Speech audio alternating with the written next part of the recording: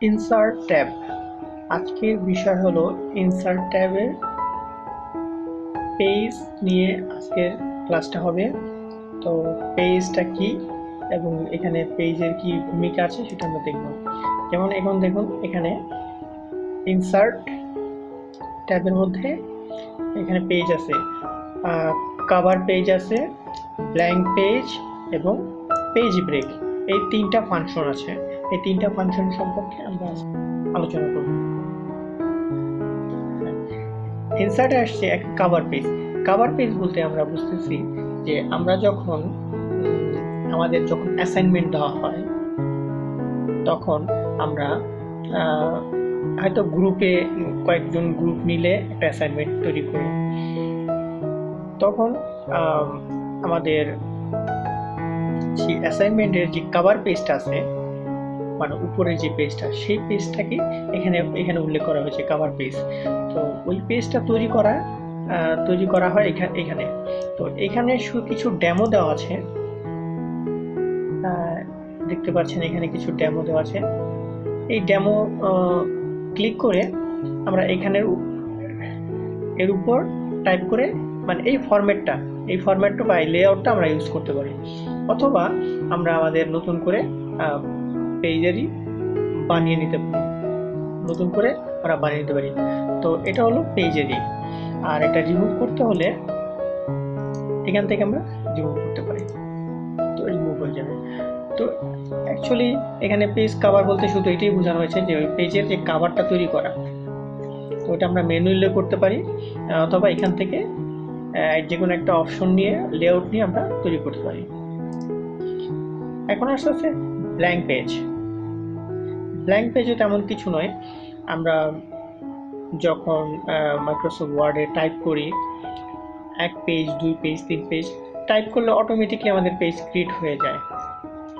যদি কখনো আমাদের ব্ল্যাঙ্ক পেজের প্রয়োজন হয় অন্য কোনো পেজ, যেমন আমি এখানে 1 পেজ, এই দেখুন এখানে 1 পেজ শো করতেছে। তো আমার যদি আরেকটা পেজের প্রয়োজন হয় তাহলে আমরা এই ব্ল্যাঙ্ক পেজে ক্লিক করব। ক্লিক করলে আমাদের আরেকটা পেজ ক্রিয়েট হয়ে যাবে। নিচে দেখুন এখানে 1 of 2, এখানে দুইটা পেজ তৈরি হয়েছে। এভাবে আমরা পেজ ক্রিয়েট করতে পারি।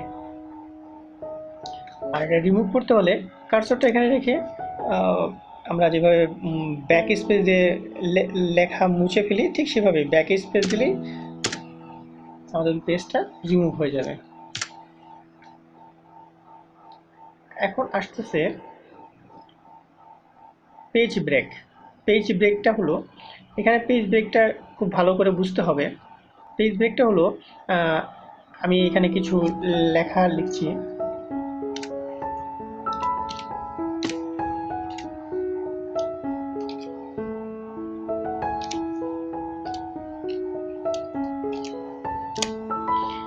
এখানে 1টা 2টা 3টা প্যারাগ্রাফ আছে। ওকে, আমরা এখানে কিছু লেখা লিখেছি। তো এটাকে আমরা কপি তো আমরা হোম ট্যাব থেকে করতে পারি, এটা আমরা দেখিয়েছি। তো এটা দিয়ে পেস্ট করে দেব। তো আমাদের কয় পেজ?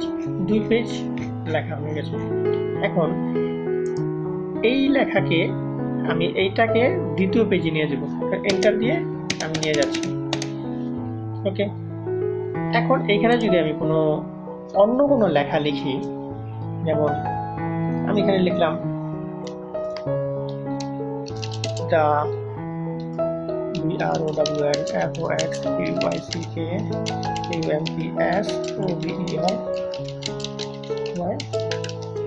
এন্টার দিয়ে আমি আরো কয়েকবার লিখলাম, জাস্ট ডেমো হিসেবে আমি কিছু লিখলাম। এখন দেখুন এখানে যেহেতু আমি লিখেছি, এখান থেকেও কিন্তু আমার পেজ কয়েক ধাপ নিচে নেমে গেছে। মানে এইখানে পেজটা, এই লেখাগুলো এখানে নেই। এটার কারণে আমাদের পেজটা ইফেক্ট হয়েছে, এটা নিচে চলে গেছে। তো এটা যাতে আমরা এখানে যদি লিখি, এটা যাতে নিচে না নামে, এইখানেই থাকে, মানে এই অবস্থাতেই থাকবে।